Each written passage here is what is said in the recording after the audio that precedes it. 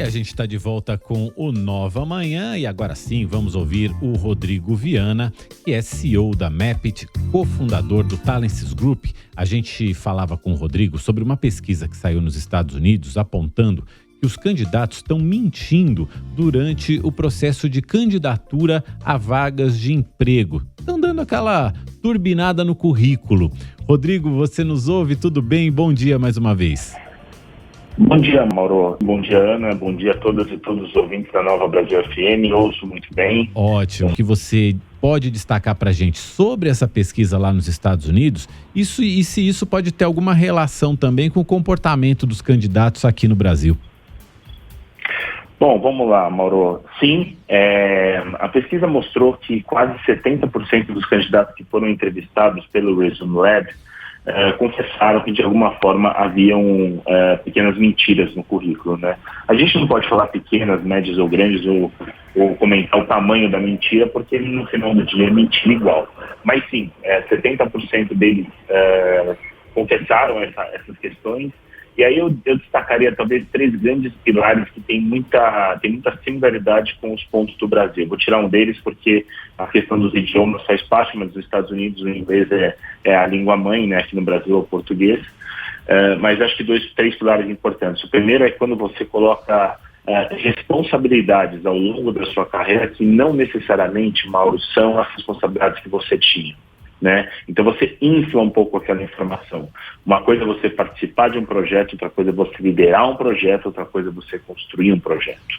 Então as pessoas de alguma forma acabam utilizando alguns termos que dão uma certa sensação de que a pessoa acabou fazendo algo que ela não fez. Esse é o primeiro pilar. O segundo pilar que eu destacaria é o pilar das certificações e diplomas e cursos extracurriculares também. Vários deles colocam uma nomenclatura de um curso e etc, como se fosse uma coisa de extensão, alguma coisa de quase 2 anos de curso, como o MBA, por exemplo, e não necessariamente tem aquele diploma. Ou se alguém começa o mestrado, uma pós-graduação, acaba colocando que encerrou o mestrado, coloca a data lá, mas não necessariamente tem o diploma porque ele não entregou o seu trabalho de conclusão. Último, não menos importante, nos Estados Unidos, você percebe muito da questão de números, né, informações de números e etc., que são realmente muito relevantes e que nos currículos do Brasil você também se depara. Vou deixar por último a questão do idioma, que eu acho que é um tema à parte que a gente pode comentar também. Pois é, e se você quiser avançar também nessa questão do idioma, e eu queria te perguntar também, Rodrigo, quais são as consequências disso para o empregador, né, para quem está oferecendo a vaga de trabalho? Ele precisa correr atrás, checar se aquelas informações são verdadeiras? Ele está correndo o risco de contratar um profissional menos qualificado do que ele esperava? O que isso se reflete assim, na prática para o empregador? Bom, vou falar primeiro da questão dos idiomas, que eu acho que é muito relevante aqui no país. Hoje nós temos no Brasil muitas posições executivas que têm a necessidade de você falar um segundo idioma, né? Muitas vezes a língua inglesa ou eventualmente o espanhol é quase que mandatório em determinadas posições em virtude da relação com as multinacionais ou mercados fora do Brasil. E as pessoas acabam colocando o nível de proficiência no idioma de uma forma um pouco exagerada, né? Então colocam lá que ele fala idioma fluente, por exemplo, inglês fluente, espanhol fluente. E quando você vai testar, quando você vai conversar com a pessoa, você percebe que ela não tem esse nível de idioma. Ela não tem uma comunicação elaborada, não tem vocabulário, não tem utilização correta dos tempos verbais. E aí acaba ficando uma saia justa, porque a pessoa já está na entrevista e você percebe que ela não fala. Então esse tema de idioma acontece muito no Brasil, às vezes por desconhecimento do que é fluente, avançado, intermediário, ou por a gente não colocar eventualmente uma certificação, ou porque a pessoa quer no mínimo ter uma oportunidade de ser entrevistada e por isso ela acaba colocando informação no idioma. Tá? Então acho que esse tema do inglês é super relevante.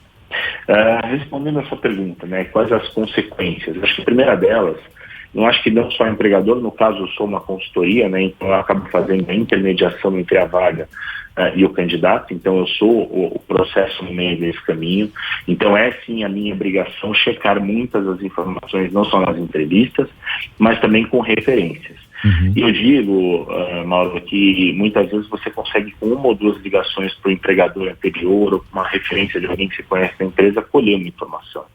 Então a pessoa pode muitas vezes não ser contratada por conta daquela informação, é real, mas depois que ela entra na empresa, ela precisa se provar, né? Então, se a pessoa coloca lá que ela tem profundos conhecimentos do Excel e não consegue gerenciar bem uma planilha de um projeto, ela não tem como se manter no emprego, né? Mas olha, você me contou na entrevista que você usava bem o Excel, mas estou com um pouco de dificuldade e tudo mais, e aí a empresa muitas vezes ela pode até tomar a decisão de demitir a pessoa por conta de uma fraude, de uma mentira no currículo dele. E às vezes, Rodrigo, esse exagero que as pessoas colocam no currículo, às vezes nem seria determinante para a decisão de contratá-la ou não, caso elas tivessem sido sinceras ali no currículo, né? Às vezes o currículo que a pessoa já tem de verdade já seria suficiente para ela ser contratada, né? Sem dúvida. Eu acho que o ponto do currículo tem muito a ver, Mauro, com a oportunidade que as pessoas têm de serem entrevistadas. Eu conto isso muitas vezes da minha rotina de trabalho. Quando você tem uma posição de um determinado cliente em aberto, você recebe muitos currículos, muitos mesmo, de verdade, de todas as formas. Então, para você pré-selecionar aqueles que você entende que são os mais interessantes para você conhecer, você vai bater o olho no currículo e ver se as premissas do currículo estão de acordo com a posição. Às vezes não tem exigência de idioma, mas a pessoa coloca que é fluente, e aí você, por alguma razão, vai conversar e percebe que a pessoa não tem. Pode gerar um certo desconforto, não só em nós, mas na empresa, sem dúvida alguma, mas talvez não seja mandatório naquele caso. Mas sim, de alguma forma, o ideal é que a gente sempre tenha as informações do currículo de uma forma bem transparente, bem clara, porque no final do dia, às vezes o cliente, né, o contratante, pode querer apostar no potencial da pessoa e às vezes a honestidade ela pode ser muito mais relevante do que uma mentira num pedaço de papel, que é a nossa carta de apresentação, que é o currículo. A gente conversou com o Rodrigo Viana, que é CEO da Mapit e cofundador da Talences Group. Muito obrigado, Rodrigo, por nos esclarecer aí, por falar. Eu tenho certeza que muitos dos nossos ouvintes, muitas das nossas ouvintes estão em fases aí de transição de carreira, querendo algo melhor para suas carreiras, concorrendo a vagas. É sempre bom a gente ter algumas orientações. Obrigado, volte sempre ao Nova Manhã. Agradeço, Mauro, Luana, bom dia a todos e todos e um prazer enorme estar com vocês, contem conosco.